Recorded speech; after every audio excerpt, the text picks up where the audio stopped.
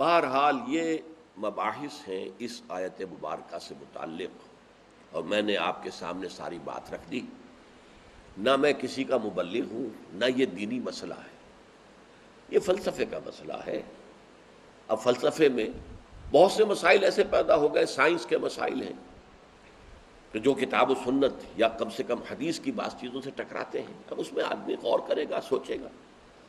اسی طریقے سے یہ فلسفے کے مسائل ہیں جو ہمیشہ سے جن پر کام ہو رہا ہے، لیکن یہ دین جو ہے وہ شریعت اور طریقت کا نام ہے۔ حقیقت کو چھوڑ دو، حقیقت جو ہے بس ہے۔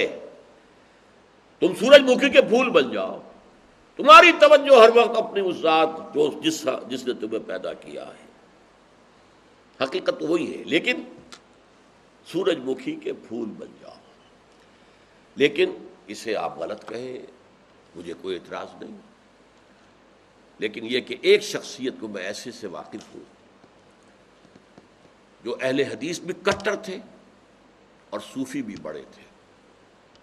یہ جو ہمارے ہاں مشہور ہے غزنوی خاندان، مولانا عبداللہ غزنوی آئے تھے اور وہ اپنے تصوف کی بعض آراء کی وجہ سے اور بعض اپنی اہل حدیثیت کی آراء کی وجہ سے افغانستان سے نکال دیے گئے تھے، غزنی سے نکال دیے گئے، تو امرتسر میں آ کر آباد ہوئے۔ ان کی اولاد ہے یہ غزنوی خاندان۔ ان میں مولانا داؤد غزنوی رحمۃ اللہ علیہ سے میرا بڑا قرب رہا ہے۔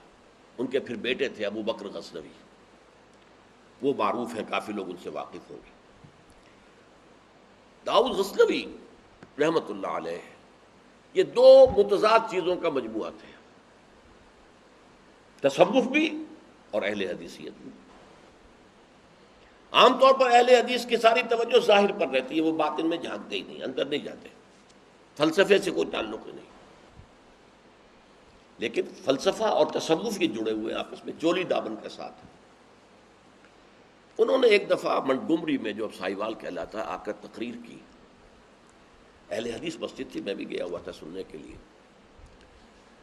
انہوں نے وہ اہل حدیث نوجوانوں سے کہہ رہے تھے کہ دیکھو تم اپنے مسلک پر قائم رہو، ہم غیر مقلد ہیں، ہم کسی کے مقلد نہیں ہیں، نہ ابو حنیفہ کے نہ مالک کے، لیکن کبھی بھی ان ائمہ کی توہین نہ کرنا۔ یہ ہمارے عام نوجوان جو کہتے ہیں ابو حنیفہ کو کیا پتا تھا، ابو حنیفہ کے پاس تو علم ہی نہیں تھا، ابو حنیفہ تو جو ہے علم حدیث میں کورے، یہ توہین کے الفاظ کبھی استعمال نہ کرو۔ اچھا، اس واعظ کے ساتھ انہوں نے مثال دی کہ دیکھیے شیخ محی الدین ابن عربی رحمۃ اللہ علیہ کے سب سے بڑے مخالف شیخ احمد سرہندی رحمۃ اللہ علیہ تھے، دونوں کے لیے رحمۃ اللہ علیہ کہا۔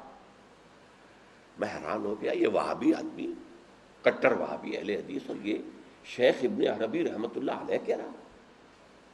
خیر میرے دل پر بھی اثر ہوا کہ بڑی وسعت ہے ان کے فکر و نظر میں۔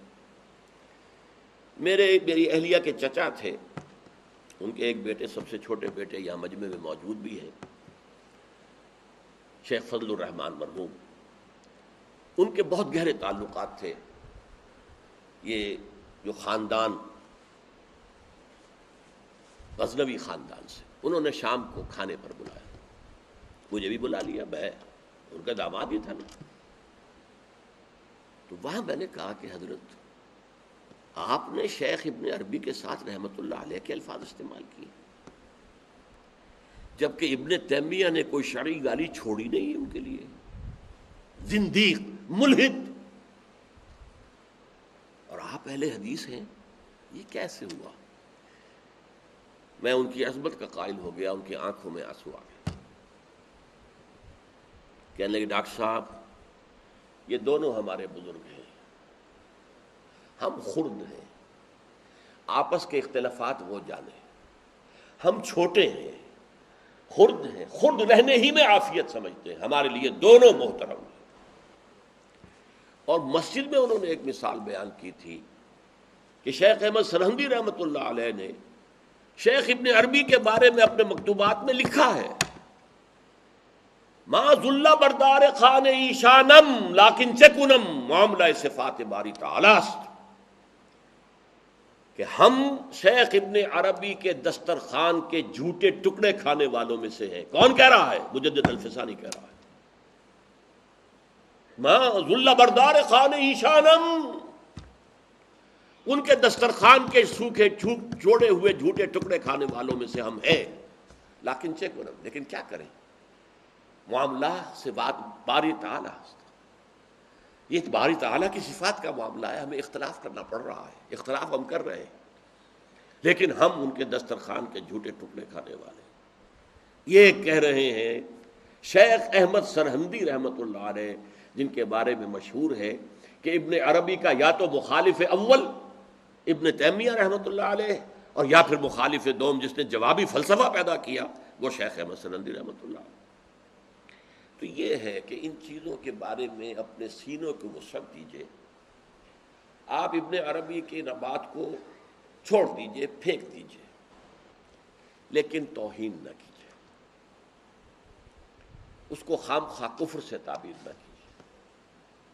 یہ چیزیں جو ہیں، اور پھر ہمارے سارے صوفیہ جو اس کے قائل ہیں، پھر ان سے بدزنی ہو گئی، میں صرف اس لیے کہ وہ بدزنی اور دلی نفرت کا معاملہ ختم ہو جائے، میں یہ ساری بحث اس لیے کیا کرتا ہوں، ورنہ میرے عام دروس میں ان مسائل پر گفتگو نہیں ہوتی، بڑے گہرے مسائل ہیں اور ان کا سمجھنا عام لوگوں کے لیے ممکن بھی نہیں ہے، بلکہ عام آدمی کے، یہ جس کو کہتے ہیں نا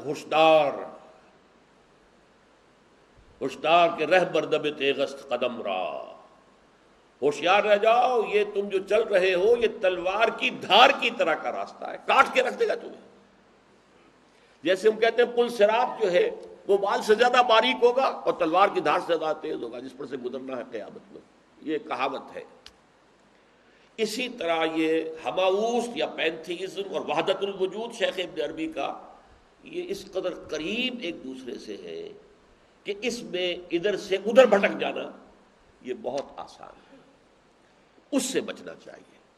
پینتھیزم میں یہ کائنات حقیقی ہے اور خود خدا ہے، وحدت الوجود میں ایسنس جو ہے وجود وہ تو ہے بسیط کس کائنات کا اور اللہ کا، لیکن جب ہم نے کوئی معین شکل اختیار کر لی، یہ ایٹمز ایک خاص شکل میں جمع ہو گئے تو ان کی صورت بن گئی ہے، وہی ایٹم کوئی خاص شکل میں جمع ہو گئے تو میری صورت بن گئی ہے، اب میں اس سے غیر ہوں، یہ مجھ سے غیر ہے، وہ علیحدہ وجود کے حامل ہے۔